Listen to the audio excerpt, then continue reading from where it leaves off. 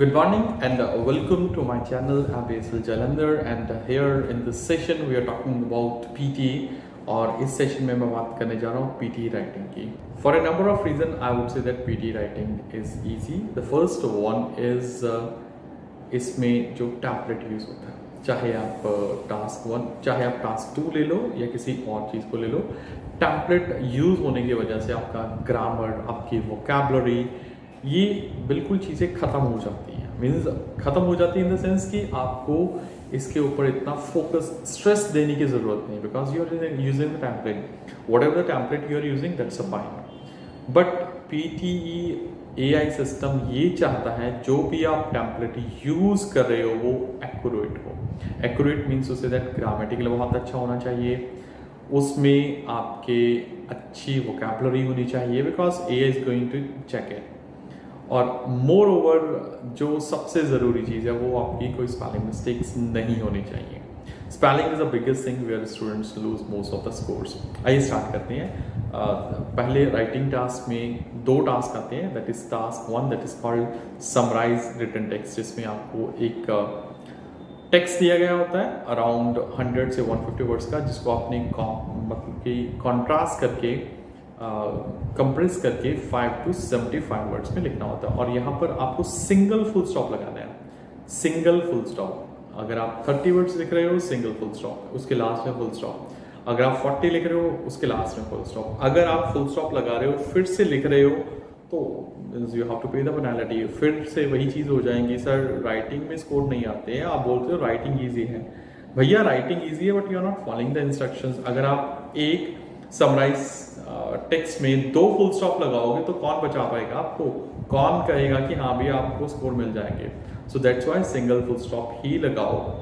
और इसमें आप ऑफ कोर्स टेक्स्ट जो है वो आप ले सकते हो क्वेश्चन से, क्योंकि आपके पास बहुत बड़ा क्वेश्चन होता है. अराउंड 100 to 150 वर्ड्स होते हैं. आप उनसे भी लाइन्स उठा सकते हो, but be careful again, spelling mistakes कोई भी नहीं होना चाहिए. वही स्पेलिंग आप अपनी तरफ से यूज करो जिसके बारे में आप कॉन्फिडेंट हो.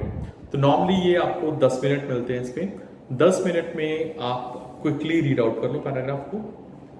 It will hardly take 2 to 3 minutes to read it and to understand it. तकरीबन नेक्स्ट 3 मिनट्स में आप इसे लिखने की कोशिश करो, टाइप करने की कोशिश करो. It could be like in 40 words, 50 words, जितने भी वर्ड्स आप लिखना चाहते हो, because minimum length is 5 and maximum is 75. और लास्ट में फुल स्टॉप डालो. और जो बाद के आपके पास बचे हैं 4 मिनट्स, दैट्स वेरी वैल्यूएबल, क्योंकि आप उसमें एनालिसिस करोगे. नंबर ऑफ वर्ड्स कितने लिखने हैं और फुल स्टॉप कितने डाले हैं. अगर आप फुल स्टॉप 2 गलती से डाल बैठे हो तो उसको एक को रिमूव कर दो, क्योंकि वही ऐसा फुल स्टॉप है जो आपके एग्जाम में फुल स्टॉप लगा देगा, यानी कि वो आपको स्कोर लोअर डाउन कर देगा. एंड सेकंड थिंग इज कि आप इन 4 मिनट्स में स्पेलिंग को प्रॉपर वे से चेक करो. प्रॉपर वे से चेक करने का मतलब कि कहीं पर एस या एस की गलती तो नहीं है, कहीं पर एस लगाया हो और वहाँ पर ES लगना हो, या फिर कहीं पर Z वगैरह. तो ये प्रॉपर वे से आप देखो, स्पेलिंग में आपकी मिस्टेक्स नहीं होनी चाहिए. सेकेंड वन, ये आपको 1 से 2 आ सकते हैं. It could be 1, it could be 2. Second one is your ऐसे जो आपको 200 से 300 वर्ड्स में लिखना होगा और आपके पास टाइम होगा 20 मिनट्स. अब 20 मिनट्स में 300 वर्ड्स लिखना थोड़ा सा मुश्किल हो जाता है, बट 20 मिनट्स में 200 वर्ड्स लिखना कोई मुश्किल नहीं है. Again I told you, suggested you about the templates are available there, तो आप वो भी यूज कर सकते हो. But still you have to be very careful about your spelling, क्योंकि कंटेंट, फॉर्म, वोकैबुलरी के नंबर टेम्पलेट में से ही आते हैं. अगर आप स्पेलिंग रॉन्ग करते हो तो स्पेलिंग के तो 2 नंबर जाएंगे, प्लस आपके वोकैबुलरी के भी जाएंगे 2 नंबर. वोकैबुलरी के 2 नंबर जाएंगे तो आपके ग्रामेटिकल स्ट्रक्चर में भी कहीं ना कहीं प्रॉब्लम आ सकती है. So ultimately you lose at least 8 points. 8 points lose करते हो तो आप देख सकते हो कि आपके स्कोर जो है वो 7 के करीब रह जाते हैं. और ये सब कुछ हुआ 2 स्पेलिंग मिस्टेक से. अगर 1 स्पेलिंग मिस्टेक होता है तो ठीक है, अगर 2 हो गए तो definitely you jump to only 7 points out of 50. So be careful about that. अभी नेक्स्ट बात करते हैं इंटीग्रेटेड टास्क की. तो फर्स्ट जो इंटीग्रेटेड टास्क है वो आता है आपका रीडिंग से, reading fill in the blanks, जिसमें आपके पास है अराउंड 25 क्वेश्चंस, इनकी 25 पॉइंट्स। 25 पॉइंट्स में अगर 25 के 25 ठीक होते हैं, अराउंड मान के चलो कि आपको जो है 30 या 40% वेटेज जो है राइटिंग में भी जाती है। राइटिंग में भी जाती है, अराउंड 10 to 12 मार्क्स जो है वो आपके राइटिंग में भी जाते हैं, जो कि एक बहुत बड़ा ही कंट्रीब्यूशन है।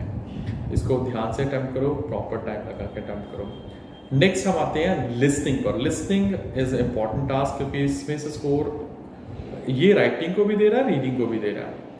हाँ, तो लिसनिंग इज इम्पॉर्टेंट पार्ट। सबसे पहले आ जाते हैं हमारे पास fill in the blanks.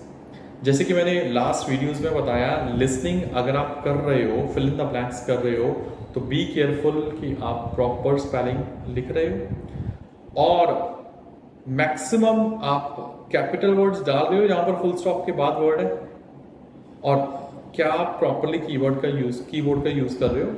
Actually होता क्या है कि students understand the things, students know what the words they have spoken, but वो जब टाइप करने जाते हैं तो कहीं ना कहीं पर मिस कर जाते हैं, कहीं ना कहीं पर मिस हो जाता है। जब उनसे ये चीज़ मिस होती है तो नेगेटिविटी आ जाती है कि माइंड में, अब नेगेटिव है तो क्या करें।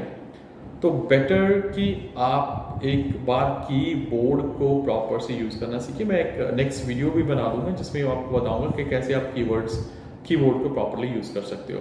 स्पेलिंग का ध्यान रखिए फिल इन द ब्लैंक्स में, और प्रॉपर कैपिटलाइजेशन का ध्यान रखिए। Next one is your right from dictation. Right from dictation is very important activity, because क्योंकि ये 30 पॉइंट्स की ऑन एन एवरेज है। 30 पॉइंट्स की है, इसका मतलब ये है कि इसके बहुत सारी वेटेज राइटिंग को जाती है। जिन स्टूडेंट्स ने भी राइटिंग में अच्छे किए हैं तो डेफिनेटली उनके राइट फ्रॉम डिक्टेशन में भी अच्छे गए होंगे। लास्ट लिस्टिंग वाली वीडियो में मैंने बताया था कि आपको राइट फ्रॉम डिक्टेशन में कैसे स्कोर करना है, कैसे आप अच्छे स्कोर कर सकते हो, और मैंने ये एक्सपेरिमेंट भी किया अपने काफ़ी सारे स्टूडेंट्स के साथ। उनका स्कोर 65 से 79 तक जंप हुआ है, ये राइट फ्रॉम डिक्टेशन को प्रॉपरली ठीक करने से। So that's why like take it very seriously. बहुत मुश्किल नहीं है, बट बहुत ध्यान से करना है। हाँ सॉरी, मैं एक भूल गया, समराइज स्पोकन टेक्स्ट, जो कि बहुत बड़ा कंट्रीब्यूट करता है, जो कि 10 पॉइंट्स का होता है, और आपके पास 10 मिनट का टाइम होता है कि आप 10 मिनट में ऑडियो सुनो, और ऑडियो सुनने के बाद उसको 50 से 70 वर्ड्स लिखो।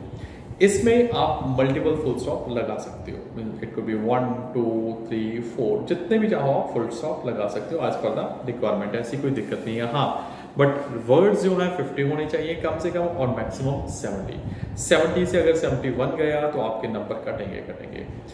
समराइज स्पोकन टेक्स्ट को सुनिए, ध्यान से सुनिए और देखिए कि क्या ये पॉजिटिव है या नेगेटिव है। Again templates are available, you can use those template, they are working comfortably. Template को यूज करो और ध्यान रखो कि स्पेलिंग मिस्टेक्स नहीं है। ऑनेस्टली टेलिंग, मेरे काफ़ी सारे स्टूडेंट्स हैं टेम्पलेट यूज भी करते हैं, नहीं भी यूज करते हैं, बट स्टिल कई बार स्कोर वो लूज कर जाते हैं जब उनके स्पेलिंग जो है रॉन्ग होते हैं। अगर 2 स्पेलिंग रॉन्ग हुए नहीं तो directly jump from 10 to 3 or 4। ये गलती आप कभी मत करना, क्योंकि 10 पॉइंट का एक समराइज स्पोकन टेक्स्ट है और इसका कंट्रीब्यूशन राइटिंग में भी है। सो that's Y writing is very important, क्योंकि स्पेलिंग इसके हैं। कुछ और वीडियोस में हम बात करेंगे स्पेलिंग के ऊपर, कैसे ध्यान देना है, कैसे स्पेलिंग को माइंड में बिठाना है, याद रखना है। So this is all about your writing. जाते जाते बता दूं कि आप राइटिंग में समराइज रिटन टेक्स्ट 2 कर सकते हो, ऐसे भी 2 कर सकते हो, और then after reading fill in the blanks कम से कम, मैंने आपको लास्ट वीडियो में बताया था कि 20 तो कम से कम करो आप। Then after summarize spoken text जो है वो आपके कम से कम रोज के 10 होने चाहिए, क्योंकि समराइज स्पोकन टेक्स्ट भी कर रहे हो, रीडर लेक्चर भी कर रहे हो, that's the same thing. Then after fill in the blanks वो आप मान के चलो 10 से 12 रोज करने हैं। Then after write from dictation वो आप मान के चलो 30 के 30 हर रोज करने हैं। तो ऐसे आप करते हो तो it's quite easy for you to get score in writing. जैसे मैंने स्टार्टिंग में बताया, writing is easy, actually it's easier, but अगर आप इसे अटेम्प्ट करना सीख जाओगे तो आपके लिए काफ़ी कंफर्टेबल हो जाएगा। तो this is all about the today. तो see you soon with the next video. Thank you.